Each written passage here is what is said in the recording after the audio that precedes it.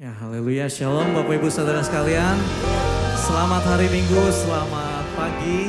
Kita bersyukur bahwa pada pagi hari ini kita boleh datang kembali di rumah Tuhan, menaikkan ucapan syukur kita buat segala anugerah dan kebaikan Tuhan yang kita terus rasakan hingga saat ini. Oleh sebab itu pagi hari ini mari kita bawa hidup kita bawa hati kita yang terbaik. Seperti apa yang Tuhan sudah berikan kepada kita yang terbaik, selalu Tuhan senantiasa berikan di dalam hidup kita. Amin. Sebab itu mari pagi hari ini kita bawa yang terbaik juga buat Tuhan kita Yesus Kristus. Mari bersyukur kepada Bapamu, datang kepada Dia. Katakan terima kasih Tuhan. Kami bersyukur buat kesehatan yang Kau beri.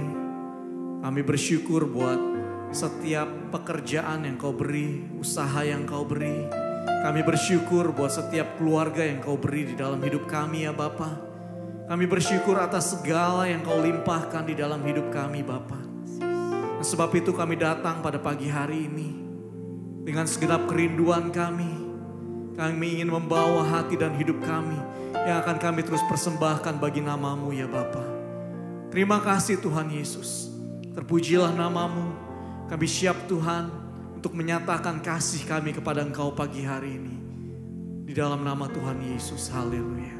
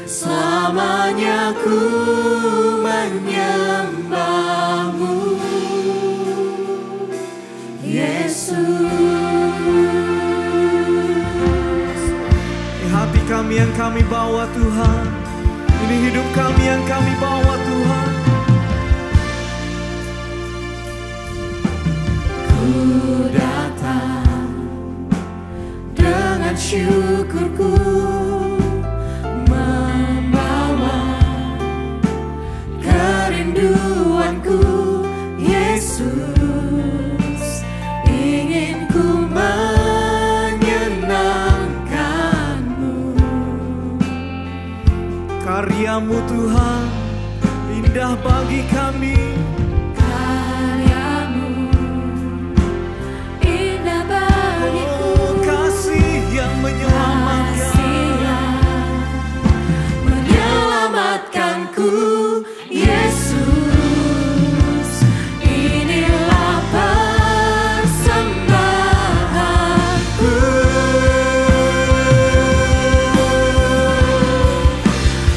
Ku membawa hati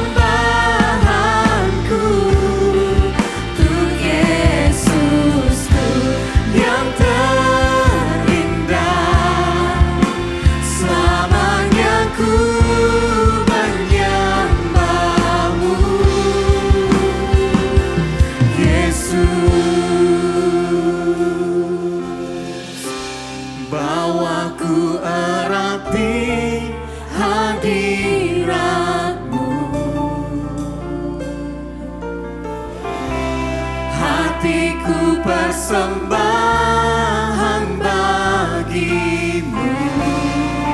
Jiwa kami tenang Tuhan, Jiwaku tenang di hadirat-Mu.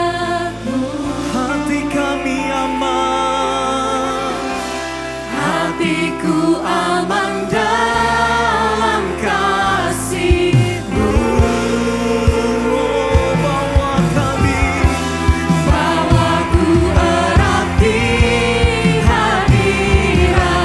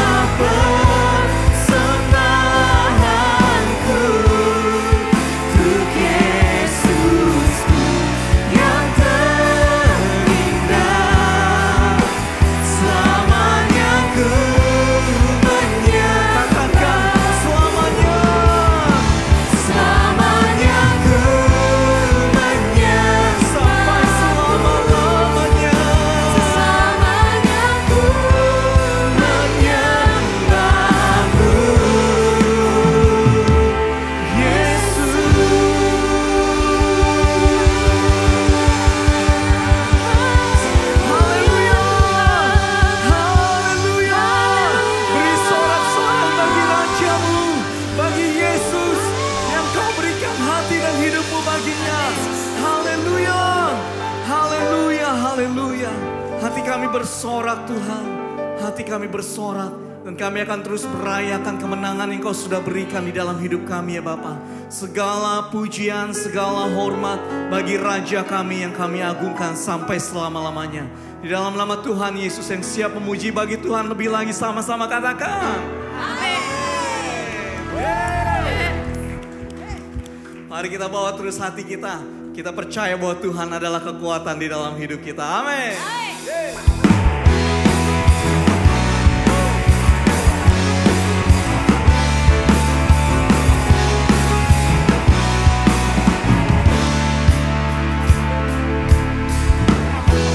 Tuhanlah kekuatan dan mazmurku, ya gunung batu dan keselamatanku. Hanya padamu hatiku percaya,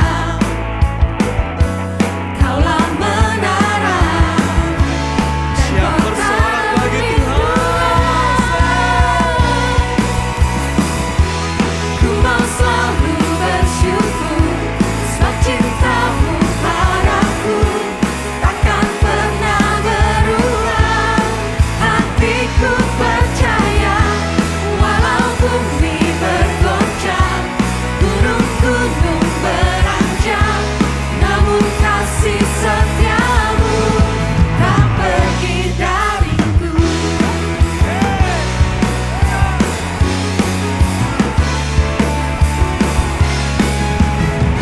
Dengan segenap hatimu sekali lagi katakan, Tuhanlah. Tuhanlah kekuatan dan mazmurku, ya gunung batu dan keselamatanku.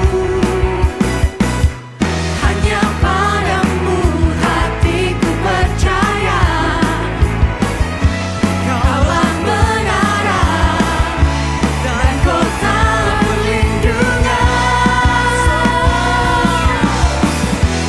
Ku mau selalu bersyukur, sebab cintamu padaku takkan pernah berubah. Hatiku percaya, walau bumi bergoncang, gunung-gunung beranjak, namun kasih setiamu tak pergi dariku. Ku mau selalu bersyukur, sebab cintamu padaku takkan pernah berubah. Hatiku percaya, walau bumi bergoncang, gunung-gunung beranjak, namun kasih setiamu tak pergi dariku. Ini yang terus kami percaya Bapa.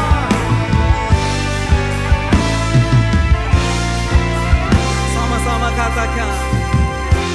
Ku mau selalu bersyukur, sebab cintamu padaku takkan pernah berubah.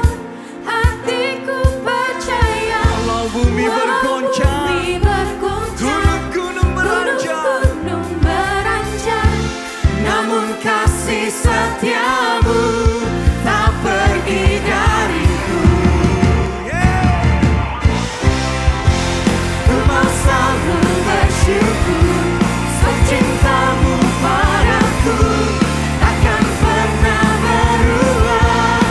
Hatiku percaya, walau bumi bergoncang, gunung-gunung beranjak, namun kasih setiamu tak pergi dariku. kasih setiamu Tuhan. Kasih setiamu tak pergi dariku. Kasih setiamu tak pergi dariku.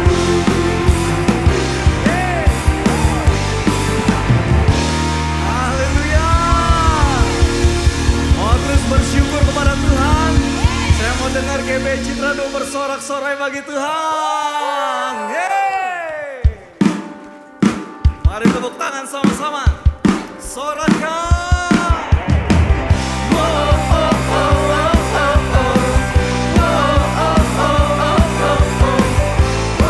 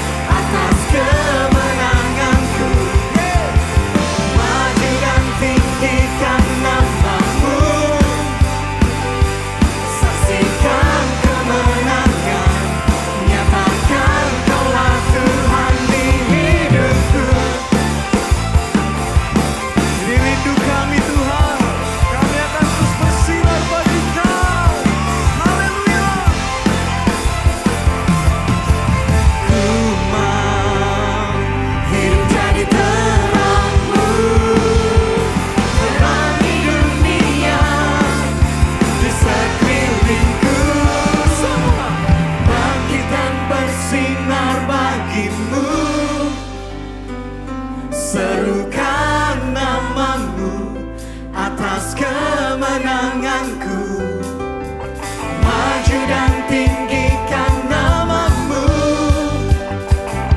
saksikan kemenangan. Sekali lagi yang terbaik bagi Tuhan,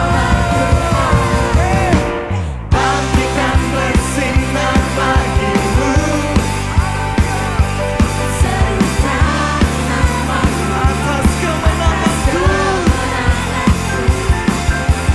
maju dan tinggikan namamu, saksikan kemenangan, nyatakan kaulah Tuhan. Sorakan,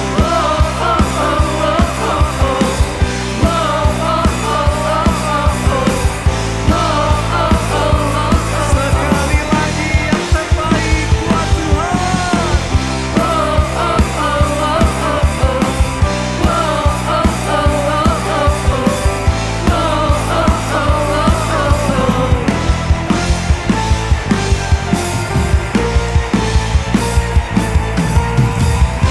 Haleluya. Sorak-sorai bagi Tuhan. Katakan haleluya. Haleluya, haleluya. Saya persilakan Bapak Ibu untuk duduk kembali. Kita mau persiapkan hati kita, mau mendengarkan firman Tuhan. Saya mau bagikan ayat ini, mungkin ini keseharian hidup saya. Jagalah hatimu dengan segala kewaspadaan, karena dari situlah terpancar kehidupan.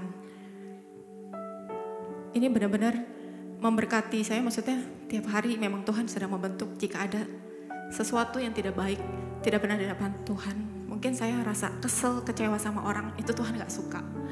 Jadi Tuhan langsung suruh buru-buru beresin, seperti itu. Nah saya bilang sama Tuhan, Tuhan itu baik, karena setiap hari, setiap pagi saya mencari wajah Dia, hanya itu kekuatan dalam hidup saya. Sampai saya menghadapi mungkin di keluarga, di pekerjaan, dimanapun, orang mungkin bilang, kok kamu bisa ya lewatin itu semua? Saya bilang, bukan karena saya, tapi karena Tuhan yang memberikan kekuatan bagi saya. Saya selalu bilang sama Tuhan, Tuhan selidiki hati saya setiap hari. Jika ada sesuatu yang tidak baik di hadapan Tuhan, saya minta ampun dan saya bertobat. Dan saya tidak mau menyimpan kekotoran itu karena saya tidak layak di hadapan Tuhan seperti itu.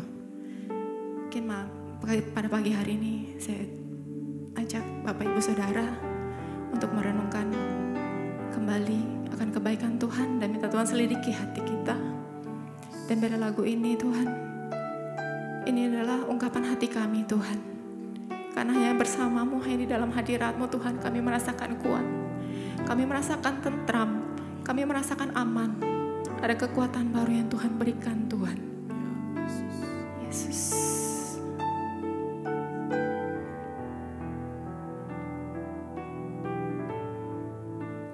Hanya dekat kasih-Mu Bapa, jiwaku pun tentram. Engkau menerimaku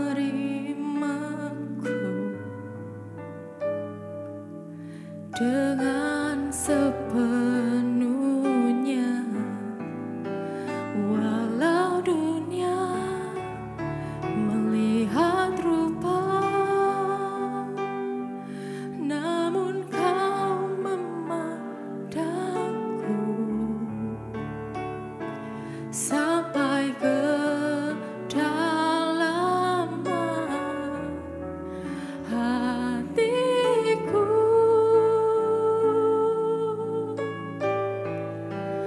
Tuhan, inilah yang ku tahu, Kau mengenal hatiku jauh melebihi semua yang terdekat sekalipun. Tuhan, inilah yang ku mau, Kau menjaga hatiku supaya supaya kehidupan memancar senantiasa. Kita sama-sama nyanyikan dari awal, katakan hanya dekat padamu Tuhan. Hanya dekat Ya Yesus, kasih-Mu Bapa. benar Tuhan. Hanya Engkaulah Tuhan kekuatan kami Tuhan.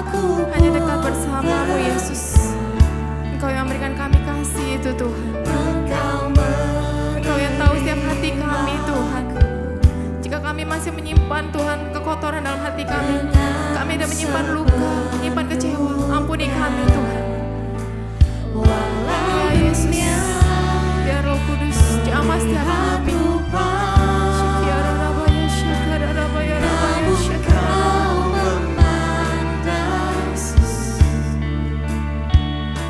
Sampai kedalaman hatiku,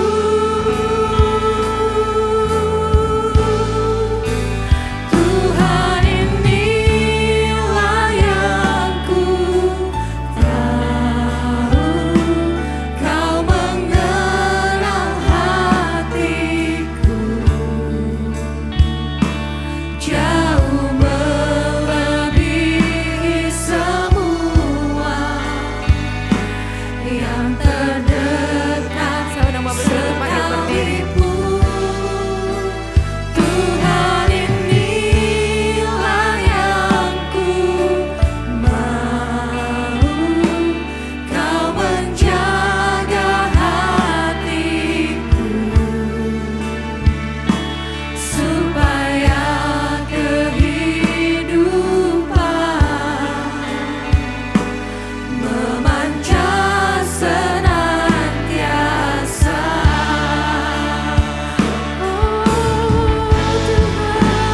Tuhan inilah yang ku tahu, Kau mengenal hatiku jauh melebihi semua yang terdekat sekalipun.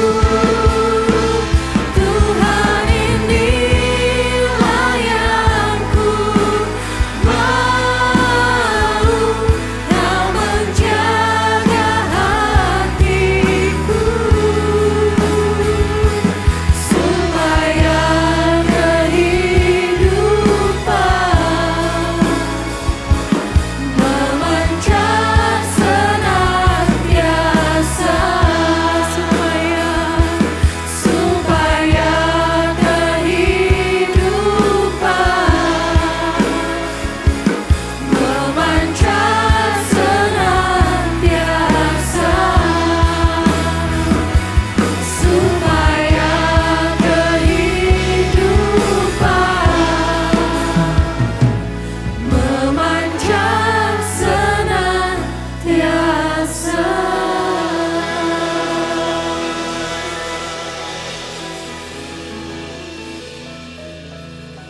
Benar Tuhan, kalau pujian yang mengatakan supaya setiap kehidupan kami memancarkan Tuhan.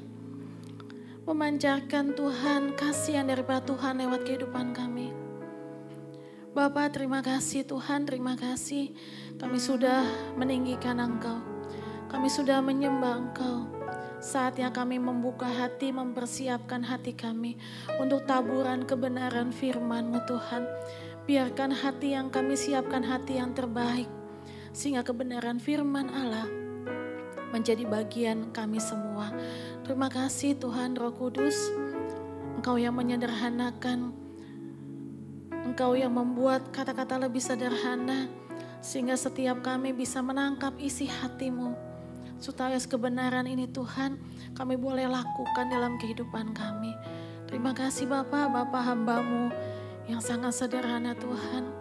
Dan hamba percaya Roh Kudus yang akan menjabarkan lebih lagi dan memberi kekuatan Bapa. Terima kasih dalam nama Tuhan Yesus. Haleluya. Amin. Selamat siang Bapak Ibu sekalian saudara, silakan duduk.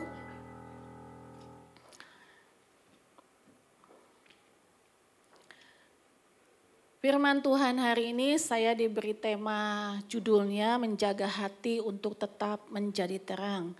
Kita mau sama-sama belajar bagaimana kita bisa menjaga hati kita supaya waktu kita bisa menjaga hati kita, kehidupan kita terpancar dengan terang Kristus. Kita mau buka di ayat Alkitab Amsal 4 ayat 23. Kita bisa baca sama-sama ya Bapak Ibu ya. 3, 2, 1. Jagalah hati dengan segala kewaspadaan, karena dari situlah terpancar kehidupan.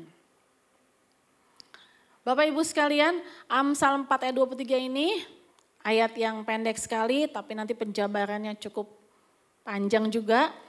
Tapi kita mau sama-sama belajar di dalam hal ini. Poin pertama adalah menjaga hati dengan segala kewaspadaan. Tidak gampang untuk menjaga hati. Sebab itu firman Tuhan itu jagalah dengan segala kewaspadaan. Karena apa Bapak Ibu? Karena hati kita itu tidak terlihat oleh setiap orang. Yang bisa lihat kita mungkin cuma dokter gitu kan bisa lihat. Tapi dalam hatinya apa yang terjadi di hati itu tidak akan ada yang tahu. Karena hati kita itu tertutup dan yang cuma tahu kita pribadi sendiri dengan Tuhan. Pikiran kita tuh demikian sama juga. Yang terlihat fisik kita aja tapi di dalam pikiran hati kita tuh gak pernah ada yang tahu apa yang terjadi dalam kita. Sebab itu firman Tuhan mengatakan kita harus menjaga hati kita dengan segala kewaspadaan. Apa yang harus kita jaga? Dari hal-hal apa sih Bapak Ibu yang harus kita jaga? Saya umpamakan dengan satu sosok namanya Lucifer, Bapak Ibu pasti pernah dengar kan. Lucifer adalah seorang malaikat Tuhan dan dia punya jabatan yang cukup baik. Lucifer itu adalah seorang pemuji, dia penyembah. Tapi ada bibit dosa yang pertama kali terjadi adalah dosa kesombongan. Lucifer mulai punya bibit sombong. Dia tidak menjaga hatinya dengan segala kewaspadaan, dia tidak menjaga hatinya sehingga bibit sombong dosa yang pertama kali itu ada, itu di Lucifer.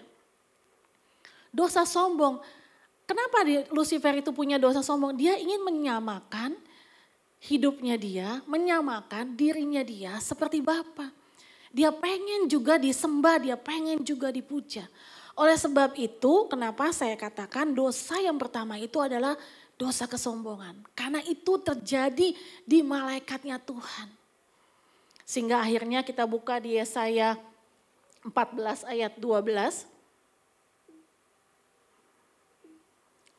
Yesaya 14 ayat 12 firman Tuhan katakan, wah engkau sudah jatuh dari langit. Hai bintang timur putra fajar, engkau sudah dipecahkan dan jatuh ke bumi, hai yang mengalahkan bangsa-bangsa. Dampak daripada kesombongannya Lucifer, akhirnya dia dicampakkan ke dalam dari kerajaan surga turun. Akhirnya dia pada kehancuran. Itu di malaikat Bapak Ibu. Sebab itu saya waktu baca firman ini, waktu saya pelajari, ternyata setiap manusia punya rasa sombong. Tidak ada batasannya.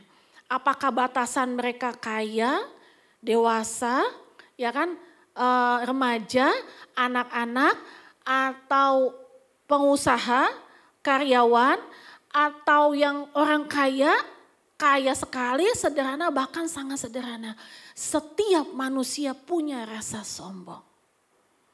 Kalau Bapak Ibu bilang, saya nggak sombong di bagian yang ini. Tapi itemnya tuh terlalu banyak, kesombongan tuh terlalu banyak. Jadi mungkin di bagian satu kita tidak punya rasa sombong.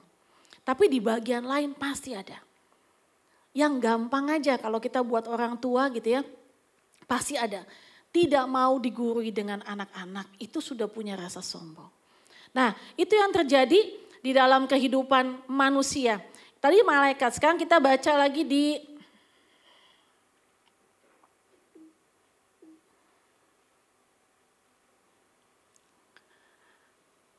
Kejadian 4 ayat 5 sampai dan 8. Itu ada dua orang kakak beradik, yang satu bernama Kain, yang satu bernama Habel. Dia dari orang tua yang sama, dari Adam dan Hawa. Tinggalnya sama, dikasih makannya sama, hidupnya sama, di satu daerah seperti itu sama gitu kan. Mungkin kasih sayangnya juga sama diberikan oleh Adam dan Hawa. Tapi apa yang terjadi waktu Kain mempersembahkan korban bakaran, Habel juga mempersembahkan korban bakarannya. Kain adalah seorang perkebunan dan Habel adalah peternak. Mereka mempersembahkan korban bakarannya. Ternyata yang diterima itu bukan dua-duanya yang diterima. Tapi yang diterima adalah Habel. Waktu cuman Habel yang diterima, anak pertama adalah Kain. Timbul apa yang dikatakan? Saya bacakannya, tetapi Kain dan korban persembahannya tidak diindahkannya. Lalu hati Kain menjadi panas. Waktu korbannya dia tidak diindahkan Tuhan, korbannya tidak diterima Tuhan, yang diterima Habel, timbul panas hati. Mungkin Kain berpikir, siapa Habel? Saya anak pertama loh, harusnya saya yang lebih diterima. Saya dan saya. Tetapi waktu adik yang diterima, hati Kain menjadi panas. Waktu orang melakukan satu tindakan, hatinya panas, dia melakukan tindakan yang akhirnya negatif. Apa yang negatifnya dibawa Kain? Kata Kain kepada Habel adiknya, marilah kita pergi ke padang. Tiba-tiba Kain memukul Habel adiknya lalu membunuh dia. Panas hati membuat seorang gelap mata. Sehingga apa yang dia lakukan adalah menyingkirkan orang itu. Yang kedua Bapak Ibu, tolong slide-nya. Nah, ada panas hati yang kedua. Waktu itu ada seorang panglima. Panglima itu namanya adalah Haman. Bukan seorang panglima, dia seorang petinggi lah. Nah, guru-guru sekolah minggu tahu tuh kalau dia bilang petinggi-petinggi, guru-guru sekolah minggu tahu.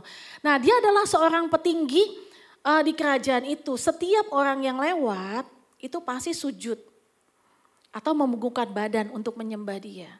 Sambutlah karena dia seorang petinggi. Nah, ada satu orang yang namanya Mordekai. Waktu Haman lewat, dia tidak menunduk, dia tidak menghormati. Yang terjadi apa? Haman sebagai seorang petinggi di kerajaan itu, yang lain hormat, kenapa ini satu orang gak hormat? Langsung Haman berpikir, siapa sih Mordekai? Katanya, kok dia gak menghormati saya? Makanya dia bilang, ketika Haman melihat Mordekai tidak berlutut dan sujud kepadanya, maka sangat panaslah hati Haman.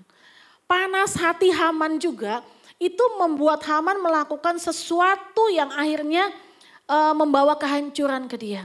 Apa yang dilakukan Haman? Waktu Haman melihat Mordekai tidak menghargai dia, tidak sujud, tidak berlutut waktu dia lewat.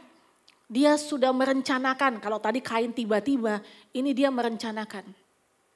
Dia merencanakan, dia membuat tiang gantungan untuk menggantung Haman di tiang itu. Tetapi apa yang terjadi, nanti Bapak Ibu bisa baca di Ester itu. Apa yang terjadi, ternyata waktu dia berpikir Mordekai yang akan digantung. Tetapi kenyataan akhirnya tiang gantungan yang disiapkan itu adalah buat Haman. Itu panas hati yang terjadi dari seorang malaikat, terus seorang kakak adik, ini seorang petinggi di kerajaan. Nah, ada satu lagi Bapak Ibu. Bapak Ibu pasti pernah dengar tentang Saul dan Daud. Saul dan Daud. Saul adalah seorang raja dan Daud adalah bawahannya. Tolong slide-nya. Ternyata Bapak Ibu kita baca di sini, waktu Saul pulang pada saat dia pulang, ya kan, dia pulang dari peperangan, keluarlah. Waktu dia pulang dari peperangan, keluar kalau orang pulang gitu kan, kalau orang pulang biasanya dia tuh bersuka cita bersorak-sorak. Nah pada waktu mereka pulang, ya kan mereka pulang, dia disambut. Saya bacakan, tetapi pada waktu mereka pulang ketika Daud kembali sesudah mengalahkan orang Filistin, keluarlah orang-orang perempuan dari segala kota Israel, dari menyongsong Raja Saul sambil bernyanyi dan menari dengan memukul rebana dan bersukatria dan dengan bunyi berintik. Bernyanyi dan menari-nari, dan perempuan yang menari-nari itu bernyanyi berbalas-balasan, katanya Saul mengalahkan beribu-ribu, Daud mengalahkan berlaksa-laksa. Cuman karena satu nyanyian, waktu mereka pulang berperang, Saul mengalahkan beribu-ribu dan Daud mengalahkan berlaksa-laksa. Apa yang terjadi di Saul? Seorang raja, ya kan, bukan hanya disamakan, tapi dibedakan 1000 lawan satu laksa, 10.000 Bapak Ibu. 1 dan 10 kali lipat. Akhirnya apa yang ada di Saul? Marah dia. Dia panas hati. Dia nggak suka. Langsung di pikirannya dia. Sekarang setiap orang memuja-muja Daud. Aku cuma 1000. Tapi Daud mengalahkan berlaksa. Timbul iri hati di dalam kehidupannya dia. Timbul rasa yang kalau tadi Haman kenapa dia melakukan kehancuran seperti itu. Merencanakan untuk menggantung Mordekai. Itu karena apa? Karena dia nggak merasa dihormati. Tapi di Saul ini semuanya ada. Dia punya rasa kesombongan sebagai seorang raja. Dia panas hati, merencanakan. Ya kan? Dia panas hati, dia punya iri hati. Iri hati karena nyanyian perempuan-perempuan yang keluar waktu mereka pulang dari peperangan. Sehingga apa? Sehingga Saul pun merencanakan pembunuhan terhadap Daud. Sebab pikirnya Saul, kalau saya diamkan saja seperti ini, lama-lama pun tahta ini akan diberikan kepada Daud.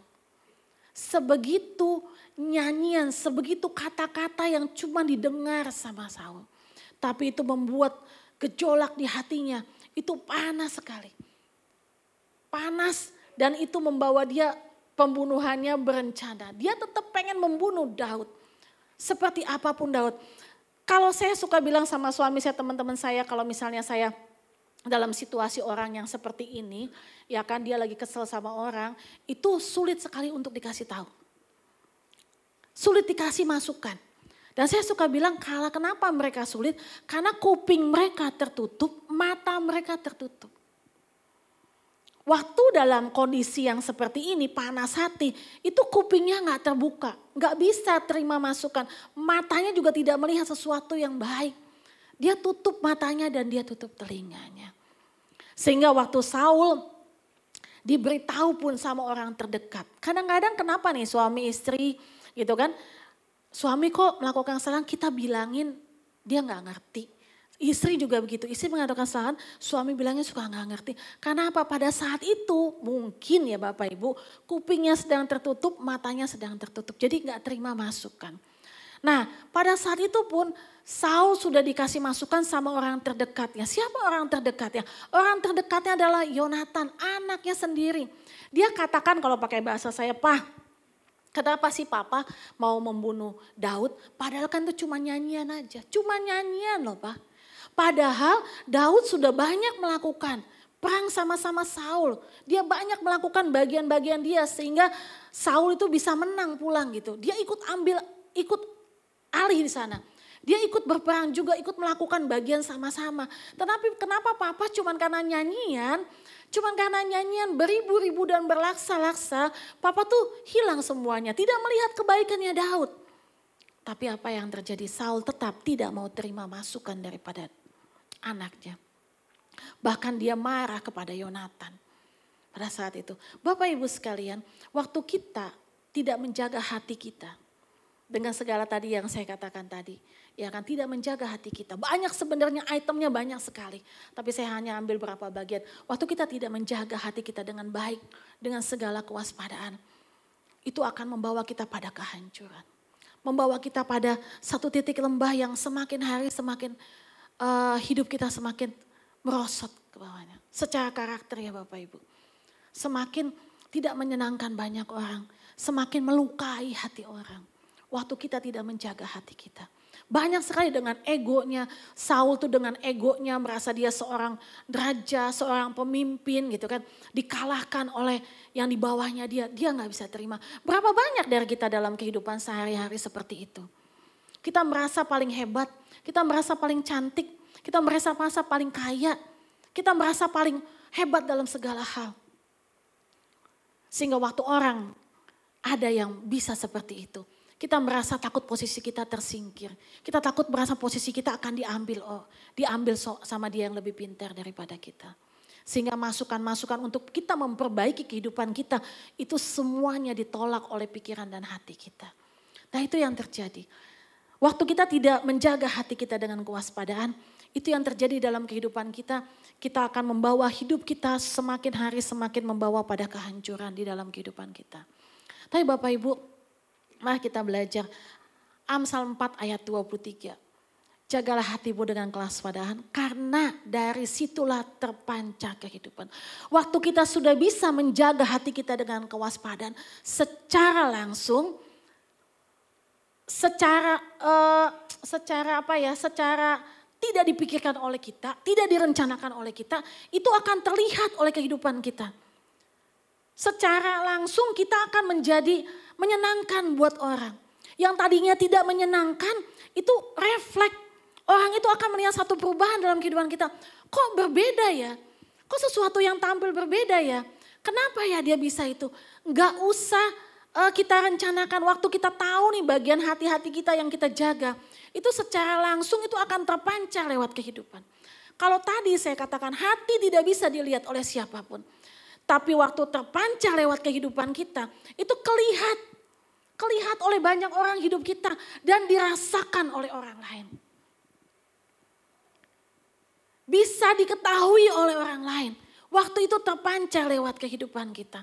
Oleh sebab itu firman Tuhan katakan kita seperti ini, supaya menjaga hati, dengan menjaga hati kita bisa kelihatan terpancar daripada kehidupan. Melalui apa Bapak Ibu? Apa yang harus kita lakukan kalau kita mau dengan terpancar kehidupan? Kalau kita masih sombong, kita masih punya panas hati, kita punya iri hati, kita merasa paling hebat, paling wah, gak bakal. Itu terpancar dari kehidupan kita, enggak bakal. Karena apa? Karena memang kita tidak menjaga hati kita dengan baik. Itu secara langsung enggak bakal terpancar. Walaupun terpancar itu hanya luarnya saja. Tapi bagaimana kita mau supaya hidup kita terpancar? Dengan apa? Dengan rendah hati. Berapa poin rendah hati? Banyak sekali. Rendah hati itu banyak banget. Bapak Ibu, banyak banget rendah hati itu. Rendah hati itu banyak banget. Rendah hati tidak suka menonjolkan diri. Merasa lebih hebat dari yang lain. Dia tidak suka menonjolkan diri, tidak merasa lebih hebat dari yang lain.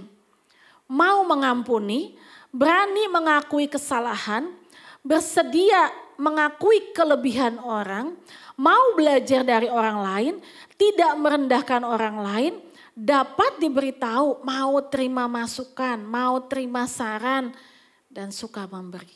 Bapak Ibu bilang mungkin, wah itu sih rendah hati masih banyak. Poin-poinnya banyak banget. Tapi saya ini pun yang segini banyak, saya tidak kupas semuanya. Tapi saya ambil beberapa bagian. Tapi intinya untuk menjadi rendah hati, waktu kita menjadi rendah hati secara tidak langsung itu akan terpancar dari kehidupan kita.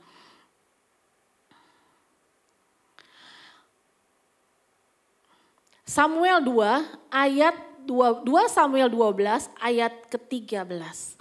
Lalu berkatalah Daud kepada Natan, aku sudah berdosa kepada Tuhan. Satu, dia berani mengakui kesalahannya. Bapak Ibu sudah pernah dengar bagaimana kesalahannya Daud waktu mengambil Betseba, istrinya Uria. Itu kesalahan. Dan waktu itu Abinatan samperin ke Daudnya. Dia mengatakan Daud salah. Daud tidak tunggu waktu yang lama. Dia tidak tunggu besok. Atau dia tunggu misalnya contoh saya nggak tahu Nabi Nathan itu datangnya pagi atau siang atau sore. Tapi dia nggak langsung nunggu 1 jam 2 jam. Daud mikir dulu apa ya kesalahan saya, enggak. Tapi waktu dia sadari kesalahannya dia. Nabi Nathan yang katakan Daud bersalah. Daud tanpa alasan. Lalu berkatalah Daud kepada Nathan, aku sudah berdosa kepada Tuhan. Berapa banyak dari kita yang sulit mengakui kesalahan kita. Kita merasa kita paling benar. Kita merasa kita paling hebat. Selalu saya yang benar, aku yang benar, aku yang benar. Tidak ada yang dia merasa dia paling salah. Tapi hari ini kita mau belajar supaya kehidupan kita bisa dirasakan orang lain. Kita mau belajar mengakui kesalahan kita. Seorang raja, dia aja mau mengakui kesalahannya. Waktu ada orang yang kasih tahu kamu salah. Apalagi yang dilakukan Daud untuk supaya kehidupannya memancar dalam tidak merasa lebih hebat. Seorang yang berani mengakui kesalahan, dia tahu dia tidak merasa lebih hebat dari siapapun. Dia butuh yang lebih hebat.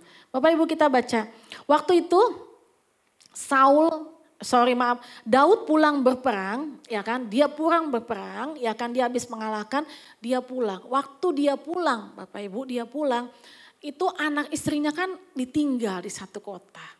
Nah, ditinggal di satu kota, waktu dia tinggal satu kota itu waktu dia balik habis berperang, dia lihat kota yang ditaruh anak istri seluruhnya itu semuanya itu dibakar. Dan semuanya dibawa sama orang Amalek ditawan di sana. Nah, waktu dia ke sana, waktu dia lihat semuanya terbakar gitu, Daud sama pasukannya menangis. Bukan menangis dengan tapi menangis dengan kencang sekali. Karena semua istri dan anaknya sama pasukannya itu dibawa semuanya. Nah, pada saat itu apa yang dilakukan Daud? Kalau saya jadi posisi Daud, kan saya habis pulang berperang nih Bapak Ibu, pulang berperang. Saya pun punya dengan kemenangan dong. Waktu saya lihat sesuatu yang saya miliki, yang saya hargai, diambil orang, itu akan refleks, ayo kita maju lagi, kita berperang lagi. Karena saya habis menang dari berperang. Tapi yang dilakukan seorang Daud enggak. Dia tidak merasa lebih hebat. 1 Samuel 30 ayat 8. Kemudian bertanyalah Daud kepada Tuhan, katanya, haruskah aku mengejar gerombolan ini? Akan dapatkah mereka kususul? Dan ia berfirman, kejarlah sebab sesungguhnya engkau akan dapat menyusul mereka dan melepaskan tawanan mereka. Daud tidak merasa dirinya lebih hebat. Dia tanya yang lebih hebat, siapa yang paling hebat? Tuhan. Tidak ada manusia yang paling hebat. Seberapapun Bapak Ibu sekolah, seberapapun Bapak Ibu kaya, punya uang yang tidak bisa dihitung, tidak ada yang lebih hebat kecuali Tuhan. Daud menempatkan posisinya sebagai manusia. Dia tahu posisinya, ada yang lebih hebat, yaitu Tuhan. Sebab itu dia bertanya kepada Tuhan. Waktu Tuhan bilang katanya, kejarlah sebab sesungguhnya engkau dapat menyusulnya. Itu yang dilakukan Daud, dia langsung mengejarnya. Tapi waktu dia karena habis berperang, pasukannya enggak semua dalam keadaan fit. Ada sekitar 200 orang yang dalam kelelahan. Daud sungguh seorang yang bijaksana. Dia katakan kalau kamu lelah, kamu tetaplah di sini. Jagalah barang-barang yang tadi habis hasil mereka perang dan menang. Ditaruh di sana.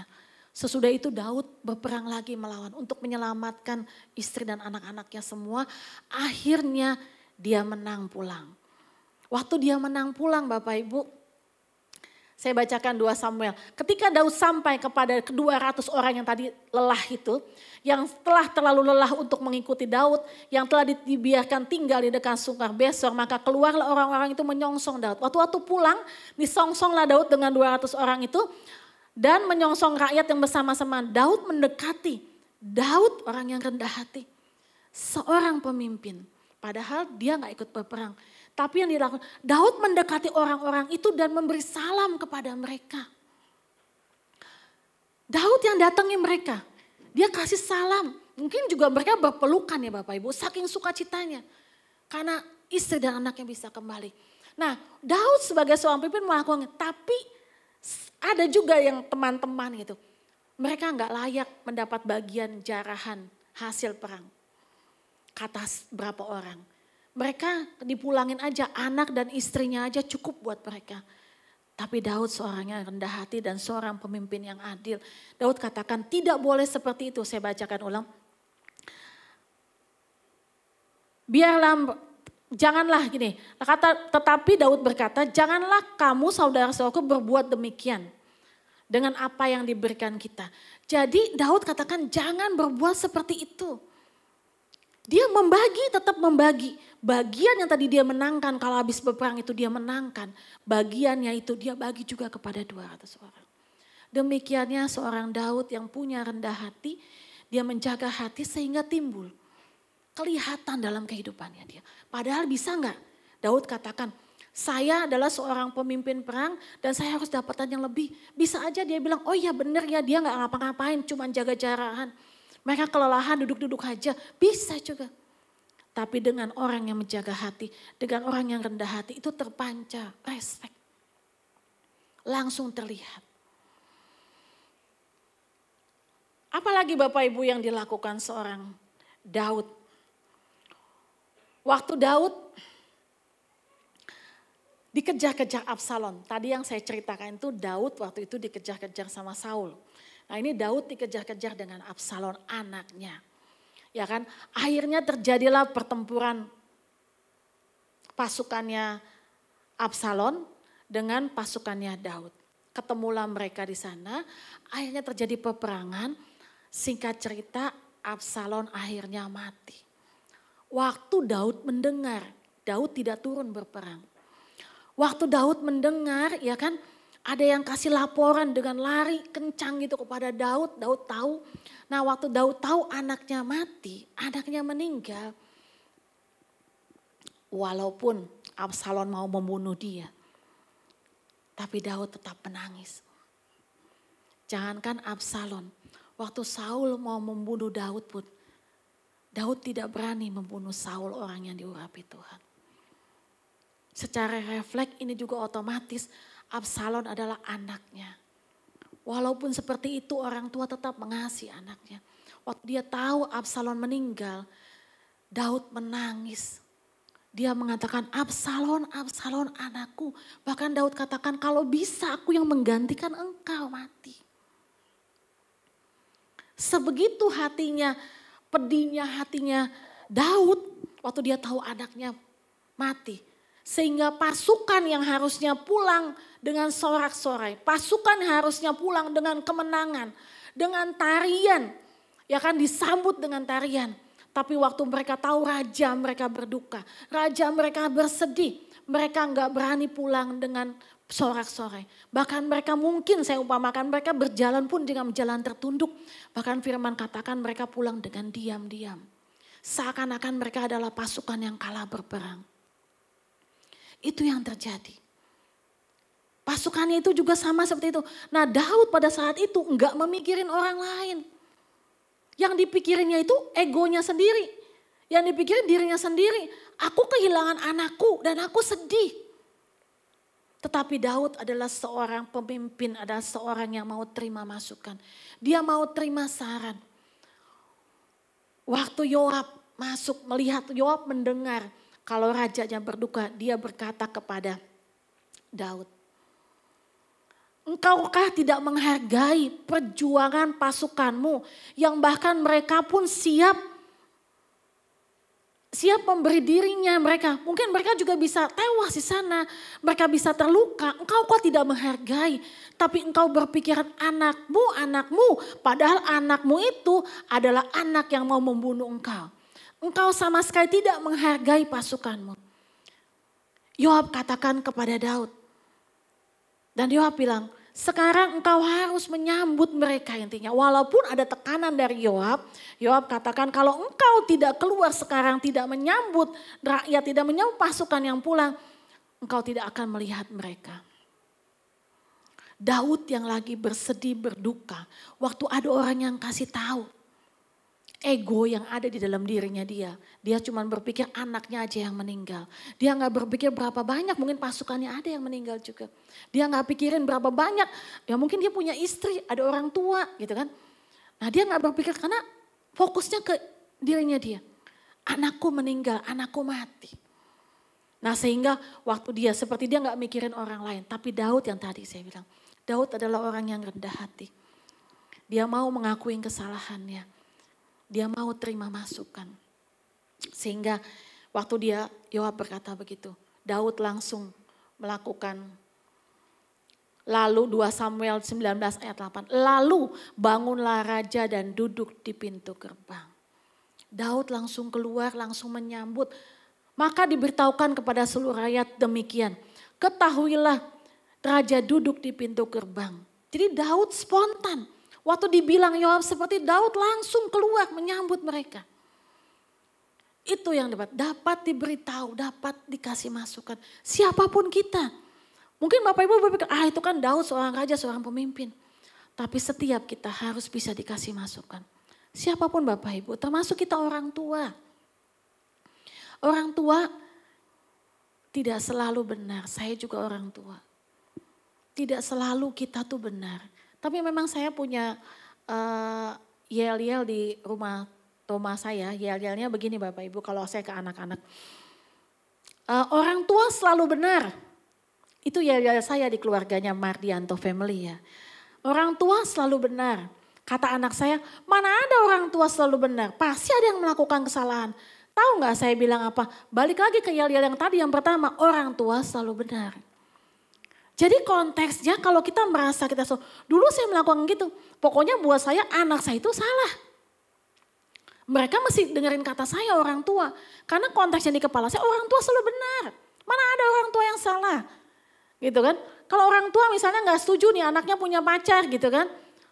Mereka bilang gini balikin. Dulu saya bilang itu mama nggak setuju. Contoh misalnya mama nggak setuju dengan A, B, C. Mereka balikin gini. Kan yang jalani kita bukan mama katanya gitu. Nah jadi apakah kita selalu benar? Belum tentu. Kita cuma bisa kasih saran kepada anak-anak kita. Nah sebagai orang tua, waktu saya tahu begitu dan saya sebagai orang tua apakah saya nggak bisa minta maaf? Buat saya dulu permintaan maaf itu sulit sekali. Tapi waktu kita belajar, kita orang tua pasti ada salahnya. Tapi anak-anak yang dengar gini, jangan memojokkan orang tua. Wah mama papa pasti ada salahnya. Enggak gitu. Tapi kita orang tua menyadari, kita pasti ada salahnya. Apakah kita bisa meminta maaf waktu kita salah? Apakah kita bisa berespon langsung salah? Saya juga sama suami saya gitu. Suami saya nih, kalau misalnya kita ada beda pendapat, konflik aja. Dia daripada kepanjangan sama saya, dia suka bilang gini, ya udah aku yang salah kata dia gitu. Aku yang salah, kamu yang gak salah. Karena kamu memang paling benar, selalu kamu paling benar. Katanya. Kan gak enak belakangnya ya Bapak Ibu ya. Kalau mereka bilang, oh ya saya yang salah, oke masih kita bisa. Dia enggak, ya udah aku yang salah, emang aku yang salah. Orang yang paling benar tuh kamu tuh gak ada salahnya, kamu paling hebat gitu. Ada belakangnya, apa itu namanya minta maaf dengan tulus? Enggak.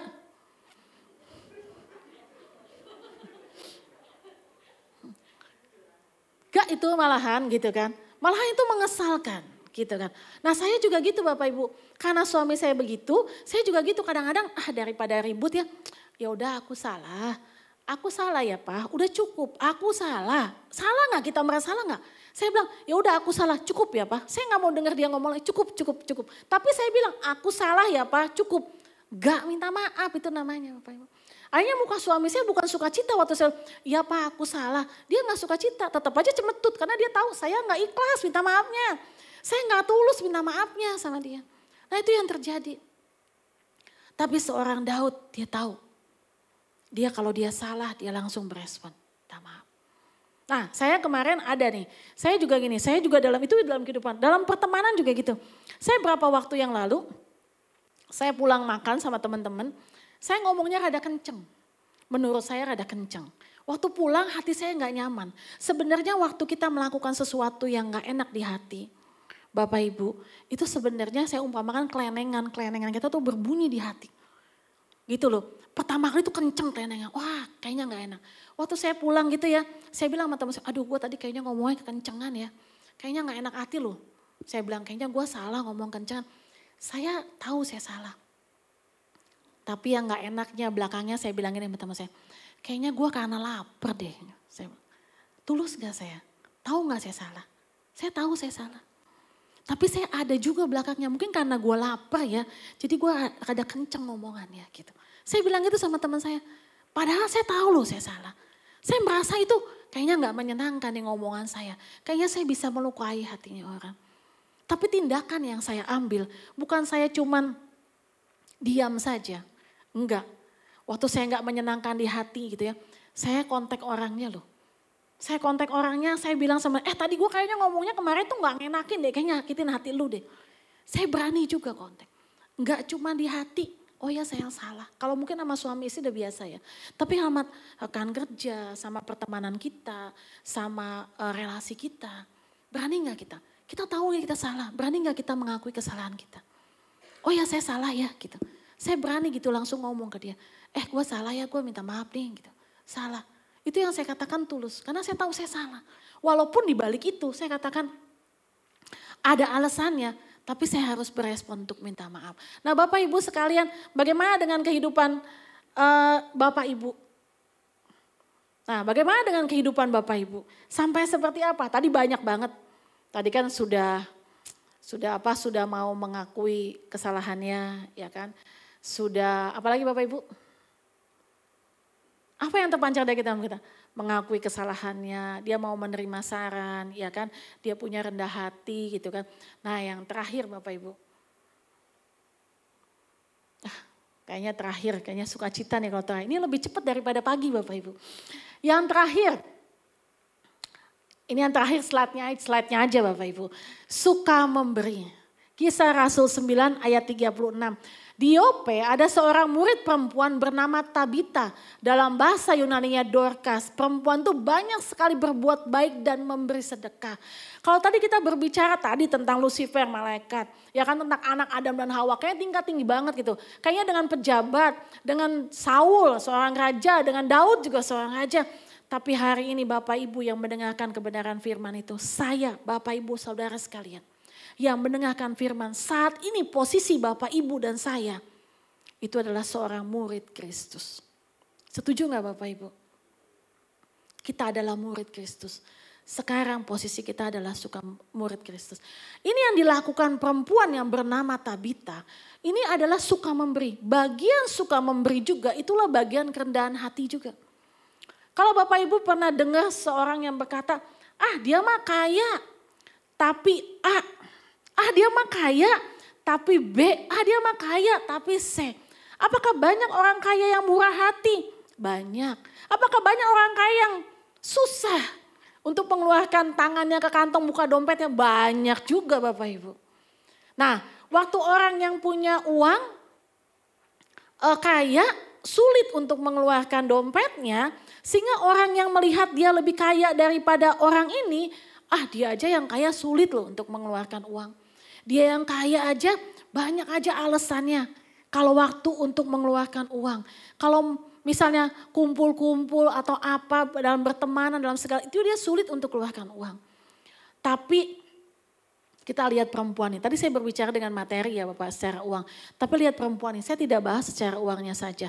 Tapi perempuan ini, Tabita ini, dia memberikan yang pertama, dia memberikan perhatian.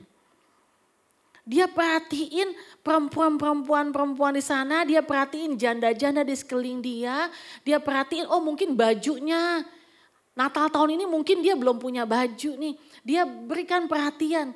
Dia lihat siapa yang butuh perhatian. Yang pertama, Tabita memberikan dia perhatian kepada orang sekelilingnya. Yang kedua, sesudah perhatian apa yang dia lakukan? Dia melakukan bagiannya dia.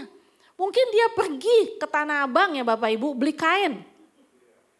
Ya kan, beli bahan, ya kan. Dia pergi ke Tanah Abang, dia beli bahan, dia memberikan waktunya dia. Waktu orang itu untuk membeli, pergi itu memberikan waktu dia. Tabita memberikan waktunya dia untuk membeli bahan, untuk membeli kain. Dan dia mau melakukan sesuatu, habis dia berikan apa yang dia memberikan tenaganya juga. Dia jahit itu baju, dia kerjakan itu baju sehingga hasil baju akhirnya baju yang sudah dia jahit, yang sudah diberikan kasihnya banyak, diberikan perhatian, diberikan tenaga, diberikan waktu, diberikan kepada orang yang membutuhkan. Diberikan kepada janda-janda. Nah bagaimana dengan kehidupan kita? Siapa seorang Tabita? Yang tadi saya bilang siapa ini Tabita? Bukan seorang yang bukan seorang pemimpin perang seperti Deborah, bukan. Bukan juga seorang ratu seperti Ratu Esther, bukan. Dia seorang murid Kristus sama seperti saya dan Bapak Ibu Saudara sekalian. Tapi ini yang suka memberi, ini dirasakan oleh sekeliling kita. Dia punya perhatiannya, dia punya rasa tenaga, dia berikan tenaganya, dia berikan perhatiannya, dia berikan dompetnya terbuka untuk membeli barang itu. Sehingga Tabita dicintai. Bahkan waktu Tabita mati, waktu meninggal, janda-jandanya heboh. Ya kan? Tabita mati. Dia banyak melakukannya buat saya. Waktu dia dengar ada Petrus di sana, dia panggil tuh Petrusnya. Janda-janda menangis. Sebegitu berdampaknya seorang wanita. Seorang murid Kristus yang gak ada jabatan tinggi kok. Gak yang gak yang hebat. Tapi dia melakukan bagiannya dia. Dia masuk dalam bagian rendah hati. Sehingga kehidupannya terpancar dari kehidupannya. Dari kehidupan, dari apa yang dia lakukan, dia kerjakan. Itu mencerminkan karakter Kristus dalam kehidupannya. Dia ambil yang kecil sekali. Dia suka memberi. Tim musik boleh, WL sekali boleh maju ke depan, tolong maju ke depan. Nah, itu yang boleh kita pelajari Bapak Ibu.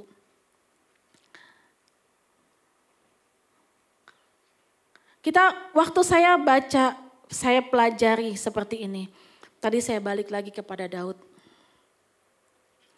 Kenapa ya Daud punya rendah hati yang banyak? Walaupun Bapak Ibu banyak juga kesalahan yang dilakukan Daud. Banyak dalam arti kata saya selalu bilang lebih dari satu. Jadi banyak juga apa yang dilakukan kesalahan si Daud. Tapi saya hari ini tidak melihat kesalahan Daud, tapi saya melihat seperti itu. Saya melihat bagaimana Daud punya hati yang baik, dia punya rendah hati. Ternyata Bapak Ibu pernah ingat waktu Saul tidak sabaran menunggu Nabi Samuel. Dia menunggu Nabi Samuel untuk mempersembahkan korban. Sehingga Saul mengambil alih persembahan yang harus dilakukan oleh Nabi Samuel. Pada saat itu Samuel mengatakan, hari ini juga Tuhan sudah memilih orang yang lebih baik daripadamu. Waktu itu belum tahu siapa. Tapi ternyata nubuatan Tuhan itu jauh-jauh.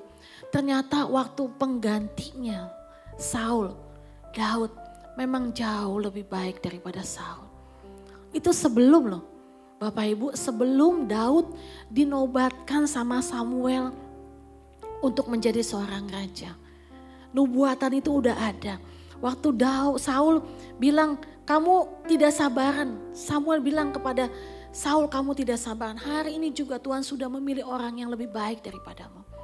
Ternyata memang Daud jauh lebih baik daripada Saul.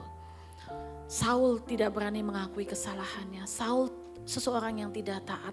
Saul adalah seorang yang tidak mau terima masukan. Tapi dari seorang Daud. Yang tadi saya katakan, waktu itu Daud belum ditabiskan untuk menjadi raja oleh Samuel. Waktu Samuel mau mentabiskan Daud, Samuel melihat rupa, Samuel melihat perawakan kakak-kakaknya Daud yang gagah-gagah sebagai seorang prajurit. Tapi firman Tuhan katakan, Tuhan tidak melihat apa yang terlihat oleh mata, Tuhan melihat hati.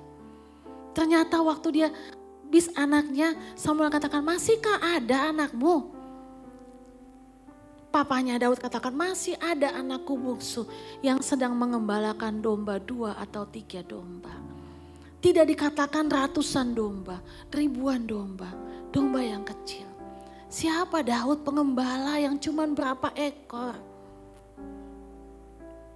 Tapi waktu Tuhan memandang seseorang dari hati. Kalau gagah mungkin bisa berperang, pasti kakak-kakaknya Daud. Karena memang mereka udah adalah pasukan yang udah berperang.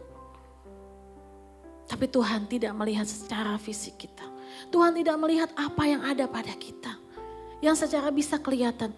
Tapi yang tadi saya bilang, Tuhan melihat hati yang tertutup, tidak kelihatan oleh siapapun. Tapi bisa dirasakan oleh banyak orang. Bisa dirasakan oleh sekeliling. Sebab itu Daud terpilih dari seorang anak bungsu yang mengembalakan cuma berapa domba. Tapi dia dipilih Tuhan. Karena apa? Saya percaya bukan karena kemampuannya Daud. Walaupun Daud bisa mengalahkan singa. Banyak kok yang bisa. Gitu kalau menurut saya banyak. Tapi Tuhan lebih melihat hati. Dia tidak melihat perawakan. Dia tidak melihat siapa kita. Dia tidak melihat Bapak Ibu seorang pengusaha yang sukses. Hari ini dia tidak melihat Bapak Ibu seorang direktur. Dia tidak melihat Bapak Ibu seorang karyawan kecil. Dia tidak melihat usia Bapak Ibu yang sudah usianya lanjut. Dia tidak melihat juga Bapak Ibu yang usianya masih muda. Dia tidak melihat. Tuhan tidak melihat itu. Tapi Tuhan lebih condong melihat hati, bagian yang paling terpenting. Yang tidak terlihatan oleh siapapun. Ubah hatiku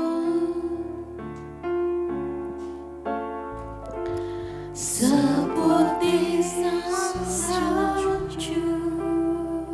Ubah hatiku, ubah hatiku.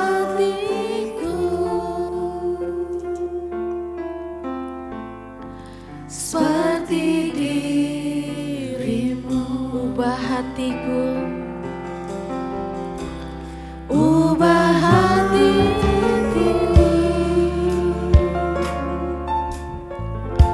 seputih salju, ubah hatiku, ubah hatiku seperti dirimu,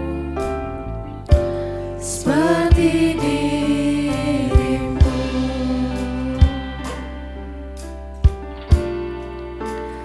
Engkau penjuru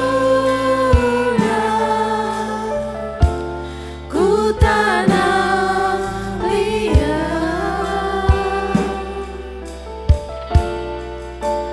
bantu jadikan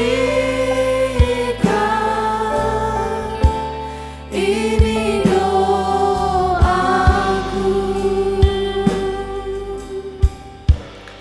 Bapak Ibu sekalian, saya kasihkan Bapak Ibu untuk merenung. Saya beri waktu Bapak Ibu untuk merenung, berhubungan sendiri kepada Tuhan. Apakah kita sudah menjaga hati kita dengan segala kewaspadaan? Apakah kita sudah menjaga hati kita dengan rasa sombong kita, dengan rasa iri hati kita, dengan rasa kehebatan kita, dengan merasa kita nomor satu, merasa dengan kepintaran kita, dengan kewahan kita sebagai orang yang punya uang atau orang tua sekalipun. Bapak Ibu boleh renungkan dan katakan kepada Tuhan, Tuhan, aku ingin sekali menjaga hatiku lebih lagi. Katakan kepada Tuhan, Tuhan aku ingin sekali. Semakin hari aku semakin diperbarui. Waktu kita tahu kita gak mampu untuk menjaga hati kita dengan baik. Sehingga kehidupan kita banyak sekali tidak menyenangkan sekeliling kita. Kita tidak menyenangkan suami, kita tidak menyenangkan istri, kita tidak menyenangkan orang tua, kita tidak menyenangkan anak-anak, kita tidak menyenangkan teman-teman kita, kita tidak menyenangkan siapapun yang berada di sekeliling kita. Sehingga setiap orang menjauhi kita. Sehingga setiap orang membuat kita, dia tidak mau waktu kita ada di tengah-tengah mereka. Minta pertolongan daripada Tuhan. Tuhan, aku gak mampu, tapi aku tahu Engkau mampu Tuhan. Aku ingin berdampak loh Tuhan untuk banyak orang. Aku juga ingin berdampak untuk sekelilingku, ingin berdampak untuk keluargaku. Sehingga kehidupanku menjadi terang untuk banyak orang, memberkati banyak orang, menjadi berkat untuk banyak orang. Bapak Ibu, cuma ada satu kuncinya. Kuncinya adalah air kehidupan, yaitu firman Tuhan. Sekeras apapun hati Bapak Ibu, sesulit apapun hati Bapak Ibu, kalau Bapak Ibu mendekat kepada Tuhan, bersekutu pada Tuhan, membaca firman Tuhan, bukan cuma mendengar, bukan cuma membaca firman Tuhan, tapi Bapak Ibu boleh merenungkan. Kita boleh merenungkan, bahkan bukan cuma sampai dengan merenungkan. Banyak orang yang baca Alkitab, banyak orang yang mendengarkan firman Tuhan, yang ke gereja mungkin lebih dari sekali, yang mendengarkan YouTube lebih banyak setiap hari. Tapi kalau cuma sampai membaca dan mendengarkan, sampai titik situ saja, kita belum menjadi berkat.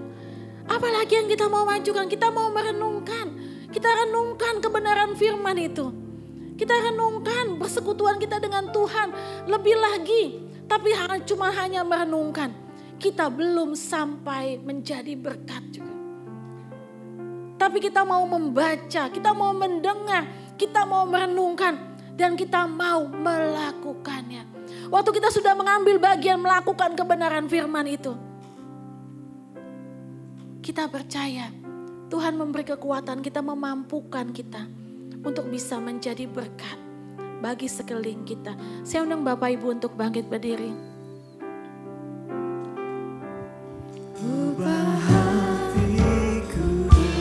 Ini kami Tuhan, Kami datang dengan doa yang sudah kami naikkan, dengan ucapan yang kami nyanyikan. Kami mau diubah hati kami Tuhan oleh-Mu seperti tanah liat, yang kalau tanah liat itu keras Tuhan, tidak bisa dibentuk. Tapi kami mau mengubah hati kami menjadi tanah liat yang gampang dibentuk, mudah dibentuk, yaitu dengan dikasih air, diberi air Tuhan. Dan kami percaya firman Tuhan itu menjadi air kehidupan untuk kami. Kami mau mengerat carang-carang kami. Kalau kami bertumbuh Tuhan, kami membuat orang kami sering kami lebih sakit hati. Kalau kami bertumbuh tapi kami tidak menyenangkan, tidak menjadi berkat. Saat ini Tuhan, kami bawa hati kami kepadamu. Dan sambil kami katakan, Tuhan, kami siap dihancurkan, kami siap ditebang Tuhan. Mungkin sakit buat kami, tapi kami siap Tuhan. Ini hati-hati yang kami bawa kepadamu Tuhan, untuk dibenahi, untuk dipulihkan, dan supaya menjadi berkat dalam kehidupan kami. Seputih salju, seputih salju, ubah hatiku seperti dirimu. Engkau penjuna, Engkau penjuna, ku tanah liat, bentuk dan jadikan, bentuk jadikan, ini doaku. Ubah hati. Dari pujian ini menjadi setiap doa kami Tuhan. Setiap kami yang sudah mendengar firman-Mu ya Bapa. Ubah hati kami Tuhan. Ubah hatiku seperti dirimu. Terima kasih buat kebenaran firman-Mu yang telah kami dengar Tuhan pada siang hari ini. Kami percaya Tuhan itu bukan hanya kami dengar dan itu tidak hanya berlalu begitu saja Bapa. Tapi biar firman-Mu itu boleh tertanam di dalam hati kami Tuhan. Menjadi benih yang subur ya Bapa, bertumbuh Tuhan. Bahkan menghasilkan buah yang lebat ya Bapa. Terima kasih buat kebenaran firman-Mu yang mengajar kami untuk menjaga setiap hati kami Tuhan. Sehingga dimanapun kami berada Tuhan, kami boleh memancarkan terang-Mu, memancarkan Kristus di dalam hidup kami. Berkati Tuhan, Ibu Hana yang sudah menyampaikan isi hati-Mu pada siang hari ini, tadi pagi juga. Kami percaya Tuhan Kau akan terus memakai hamba-Mu ini menjadi alat-Mu yang luar biasa dimanapun hamba-Mu berada. Terima kasih Tuhan Yesus. Kami bersyukur dan kami diberkati oleh firman-Mu di dalam nama Tuhan Yesus. Haleluya. Amin. Amin. Silakan duduk Bapak Ibu Saudara sekalian. Yang diberkati firman Tuhan boleh lambaikan tanganmu pada siang hari ini. Haleluya. Bilang kiri kananmu sambil pandang. Jaga hatimu, jaga hatimu. Ya, sekali lagi bilang kiri kanannya waspadalah. Oke, sebelum kita pulang kita akan lihat breaking news pada siang hari ini.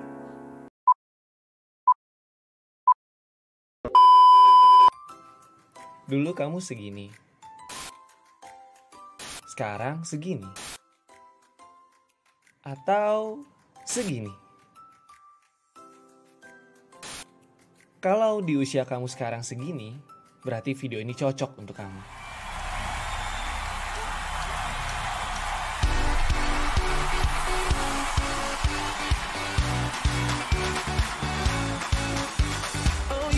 You are invited.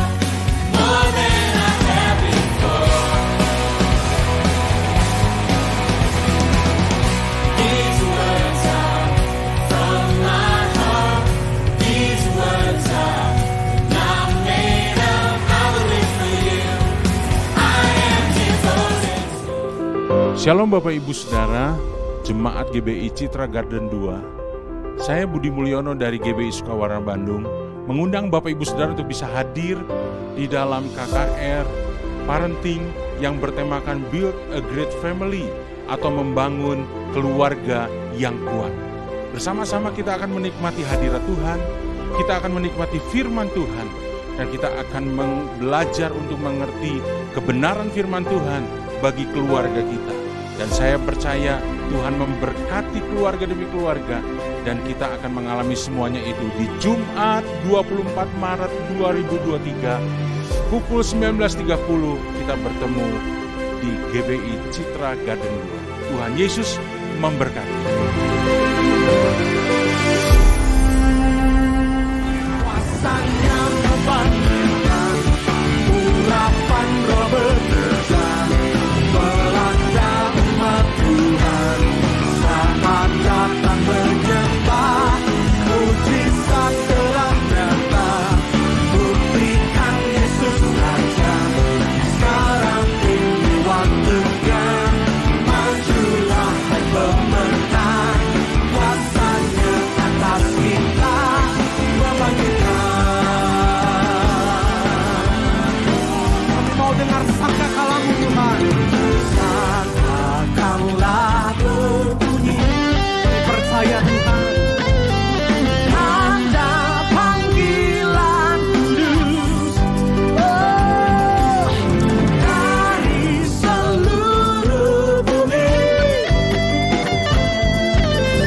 Terdengar suara, mari bangkit Bapak Ibu Saudaraku. Bangkitlah hai tentara Tuhan.